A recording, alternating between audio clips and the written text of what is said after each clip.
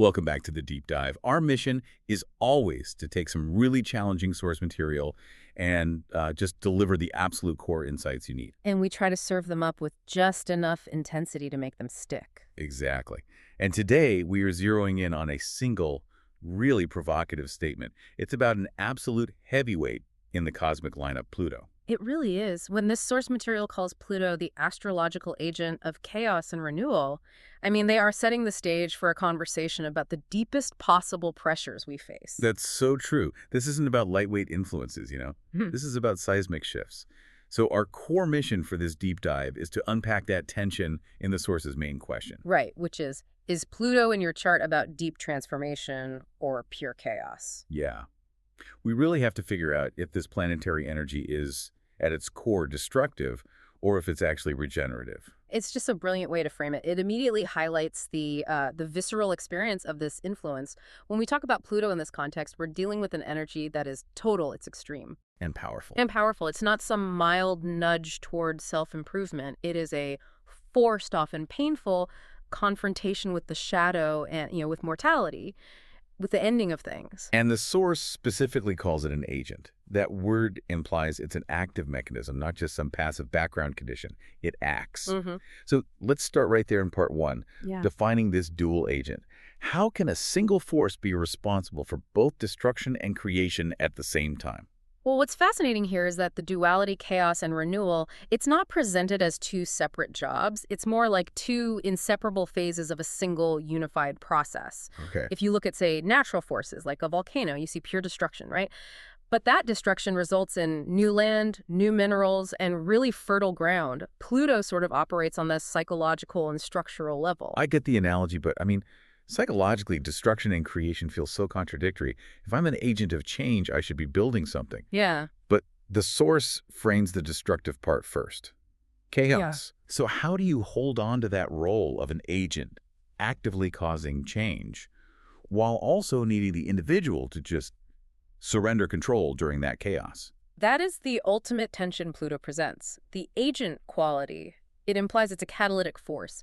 It actively causes these shifts in the deepest structures of your life or, your psyche. Okay, so it's the trigger. It's the trigger, but the shifts themselves, the chaos, they demand that you stop clinging to what you think you control. So Pluto dictates the necessity of the change, but you get to dictate your response to that necessity. So the agent is the trigger. And the duality of chaos and renewal describes the whole mechanism. If we connect this to the title, the source is basically saying that renewal is conditional. Absolutely. You have to demolish before you can rebuild. That's it. The renewal cannot happen without the necessary clearing. So if we think about Pluto in your chart, this immense energy gets personalized. It highlights the areas in your life where you've built things on, maybe fear or inauthenticity. Or borrowed power. Or borrowed power, exactly. And Pluto just comes along to expose and dismantle those foundations. Which brings us right into part two. Unpacking that term the source uses for the hard part. Pure chaos. Because it's one thing to talk about a theoretical clearing, but when this hits you personally, it's rarely neat. Yeah. Pure chaos implies these moments of complete disruption, maybe even psychological breakdown. What does that demolition job actually look like for a person? When the astrological agent shows up as pure chaos, it is a reckoning. It's the shattering of structures that are fundamentally flawed or have just outlived their purpose. And critically, the shattering is internal just as much as it's external. Right. It's the radical upheaval of your ego identity, your deepest self-protection stuff, your foundational assumptions about safety and control. And the source doesn't just say disruption, it uses the word pure. To me, that suggests it's not just an inconvenience like losing your job for a bit. Yeah. It's an absolute total wash that forces a confrontation with, personal mortality or existential dread. Yeah, exactly. The purity of the chaos is tied to the intensity of it. It feels all-consuming and unavoidable. Imagine a scenario where you've defined yourself entirely by your financial independence, right? Okay. And suddenly, a major Pluto influence hits that area, and it results in a total financial collapse. In that moment, it's not just a loss of money. No, it's the death of your identity. It's the death of a core identity. That is the shadow side, that confrontation with total vulnerability. But if Pluto's about power dynamics, like the sources suggest, what does that chaos look like in, say, a relationship? Because structures aren't just careers or money. There are emotional bonds. Yeah, that's a great point. In relationships, Pluto's chaos often looked like the explosive uncovering of long-buried secrets, or manipulations, or just imbalances of power. Oh, wow. A relationship might look stable on the surface, but if it's built on control or dependency, Pluto will force a crisis that just exposes all those fault lines. The chaos is that necessary, painful process of everything you've swept under the rug being dramatically revealed. And it demands resolution. It demands resolution. Okay, I think we have a strong grasp on the difficulty here. Yeah. But if you're in the thick of that, how do you tell the difference between this Plutonian chaos, this fundamental necessary demolition, and just, the difficulty of being human? A really bad year can feel like total chaos, too. Sure. The distinction, I think, lies in the depth and the irreversible nature of the change that's required. A bad year often involves setbacks. Plutonian chaos involves endings that compel rebirth. Ah, okay. When Pluto acts, the structure that falls is never simply fixed and put back together. It's gone, permanently. You can't reconstruct that old identity. You are forced to build a new one from the ground up. Using the insight from the destruction. Right. And if you try to hold on to those old structures, that resistance itself intensifies the feeling of pure chaos exponentially. Yeah, that makes perfect sense. The immediate experience is disintegration, which brings us to the promise in the title, renewal, or what the core question calls transformation. So let's shift focus to part 3. If chaos is the demolition, transformation must be the grand rebuilding project. It has to be. And transformation, in the sense the source uses it, is profound. It's a total psychological and spiritual overhaul. It's so different from, superficial self-help changes. Like setting new goals or something. Exactly. Pluto's transformation affects your core motivation, your understanding of your own internal power, and just how you choose to interface with the world. So if the chaos feels like the utter loss of agency, everything being ripped away, then transformation must be the active reclaiming of that agency.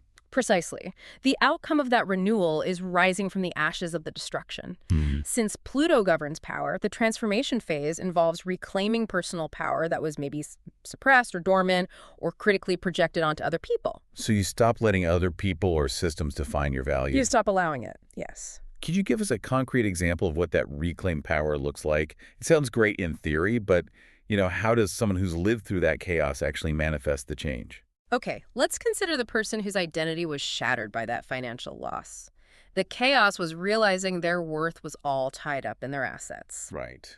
The transformation is the hard-won insight that allows them to rebuild their career or their financial life, not from a place of fear of being destitute, but from self-respect, from a conscious decision about what their true priorities are. So the power is reclaimed when the old fear isn't in the driver's seat anymore. Yes. It allows them to make choices that are deeply aligned with this new self. This is where it gets really interesting, connecting those two poles. The source suggests transformation is a potential outcome. It's achieved by successfully navigating that chaotic phase, which implies that while the demolition is inevitable, the renewal requires our participation. It requires choice. That is the mechanism. The agent of chaos clears the field, but the agent of renewal requires conscious effort. You have to be willing to look at the rubble, acknowledge what was destroyed, and then intentionally start the rebuilding process. It requires some critical self-assessment. And a willingness to step into the immense personal authority that Pluto represents. So if the lesson of chaos is to surrender to what's necessary, to let the old stuff fall, what is the key action required for transformation? Is it just deciding to move forward? It's more active than that. Transformation requires metabolizing the experience. You have to integrate the deep psychological insights you gain from the chaos. You have to ask, what power did I give away? What fear was motivating my old actions? Okay. The act of renewal is the intentional application of that painful knowledge to build something stronger. It's a profound metamorphosis because the old, inauthentic self truly dies and is replaced by a more resilient structure. That's a powerful synthesis. Pluto is not either pure chaos or transformation. It's one single powerful mechanism that uses the destruction, the radical clearing, to achieve the ultimate goal of renewal. Yes. The agent's method is radical change, but our experience of it determines whether it feels like pure chaos or a difficult but profound metamorphosis. And that brings us to the closing thought, synthesized purely from this source material's duality. Since Pluto is inherently the agent of both chaos and renewal, we're forced to confront our relationship with change itself. Okay. We establish that the destruction is a prerequisite for the renewal, so therefore we have to ask, does the degree to which an individual resists the inevitable chaos, that tearing down of old, inauthentic structures, does that determine how difficult and agonizing the resulting transformation ultimately feels. Wow. So that resistance, that clenching onto the past identity or that old security blanket, Yeah. that's what turns a necessary destruction into perceived agony, into pure chaos. It's the struggle against the current, not the current itself, that defines the pain. And it's a truly provocative idea to carry forward. Indeed, it suggests that even when you're facing the universe's most intense pressures, your personal agency, the choice to resist or to surrender, that remains the variable that controls your experience. Something for you to ponder as you reflect on where this agent of chaos and renewal might be working in the fundamental structures of your own life. Thank you for joining us for this intense deep dive. Always a pleasure.